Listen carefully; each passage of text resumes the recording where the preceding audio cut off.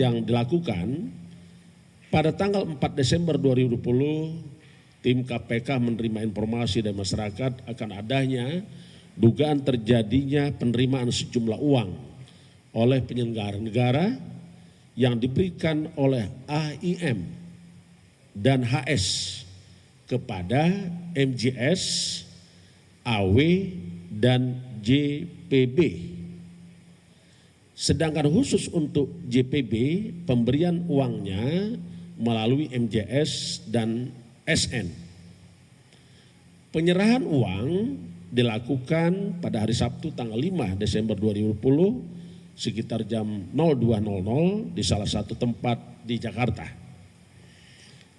Uang sebelumnya telah disiapkan oleh AIM dan HS di salah satu apartemen di Jakarta dan di Bandung, yang disimpan di dalam 7 koper, 3 tas ransel, dan amplop yang jumlahnya kurang lebih 14,5 miliar. Selanjutnya tim KPK mengamankan saudara MJS, SN, dan pihak-pihak lain di berbagai tempat di Jakarta, dan selanjutnya para pihak diamankan beserta barang bukti uang sejumlah 14,5 miliar dibawa ke KPK untuk kepentingan pemeriksaan lebih intensif. Dari hasil tangkap tangan ditemukan uang dengan berbagai pecahan, uang rupiah, uang dolar Singapura, dan uang dolar Amerika, yang masing-masing 11,9 miliar rupiah, 171.085 dolar Amerika atau setara 2,4 miliar, dan Singapura dolar sejumlah 23.000 atau setara dengan 243 juta. Adapun konstruksi perkara sebagai berikut. Diawali adanya pengadaan barang, diawali dengan adanya pengadaan barang berupa bantuan sosial dalam rangka penanganan COVID-19 berupa paket sembako di Kementerian Sosial Republik Indonesia tahun 2020 dengan nilai kurang lebih 5,9 triliun dengan total 272 kontrak dan dilaksanakan sebanyak 2 periode.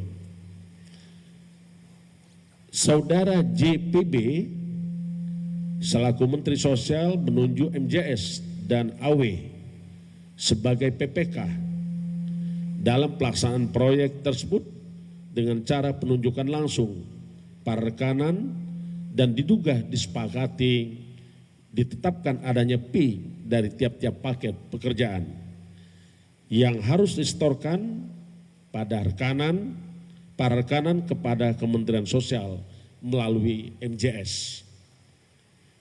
Untuk fee tiap paket bansos disepakati oleh MJS dan AW sebesar Rp10.000 per paket sembako dari nilai Rp300.000 per paket bantuan sosial.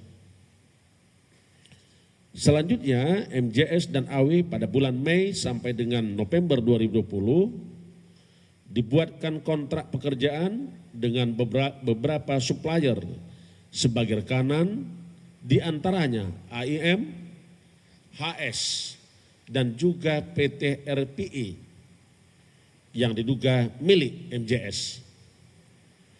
Penunjukan PT RPI sebagai salah satu rekanan tersebut diduga diketahui oleh saudara JPB dan diketahui juga dilakukan oleh AW. Pada pelaksanaan paket bansos sembako periode pertama diduga diterima P kurang lebih sebesar 12 miliar yang pembagiannya diberikan secara tunai oleh MJS kepada JPB melalui AW dengan nilai sekitar 8,2 miliar. Pemberian uang tersebut selanjutnya dikelola oleh EK dan SN selaku orang kepercayaan saudara JPB untuk digunakan membayar berbagai kebutuhan pribadi saudara JPB. Untuk periode kedua, pelaksanaan paket bansos sembako terkumpul uang Pi dari bulan Oktober 2020 sampai dengan Desember 2020 sejumlah 8,8 miliar yang juga diduga dipergunakan untuk keperluan saudara JPB. Berdasarkan hasil pemeriksaan saksi dan bukti yang dikumpulkan oleh KPK, maka KPK menetapkan 5 orang tersangka. Yang pertama sebagai pemberi yaitu, sebagai penerima yaitu saudara JPB. 2 saudara MJS dan 3 adalah saudara AW.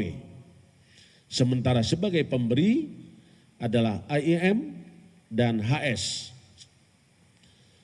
Para tersangka berdasarkan Undang-Undang Nomor 19/1999, para tersangka sebagai penerima MJS dan AW disangkakan melanggar pasal 12 huruf A dan pasal 12 huruf B dan pasal 11 dan pasal 12 huruf I Undang-Undang 31/1999 tentang pemberantasan tindak pidana korupsi sebagaimana telah diubah dengan Undang-Undang Nomor 20 Tahun 2001 tentang perubahan atas Undang-Undang 31/1999 tentang pemberantasan tindak pidana korupsi, yonto pasal 55 ayat 1 ke 1 KUHP.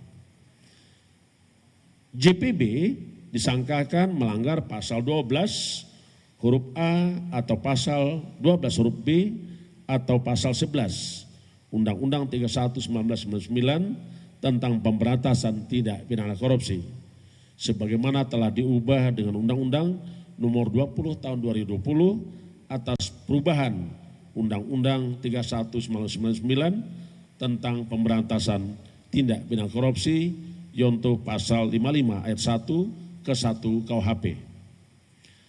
Sebagai pemberi, saudara AIM dan HS disangkakan melanggar pasal 5 ayat 1 huruf A dan pasal 5 ayat 1 huruf B atau pasal 13 Undang-Undang 31 tahun 1999 tentang pemberantasan tindak pidana korupsi sebagaimana telah diubah dengan Undang-Undang Nomor 20 Tahun 2001 tentang perubahan atas Undang-Undang 31 Tahun 1999 tentang pemberantasan tindak pidana korupsi. Para tersangka kita lakukan penahanan, saat ini dilakukan penahanan di rutan Rumah Tahanan Negara selama 20 hari. Pertama terhitung sejak tanggal 5 Desember 2020 sampai 24 Desember 2020. Pertama, saudara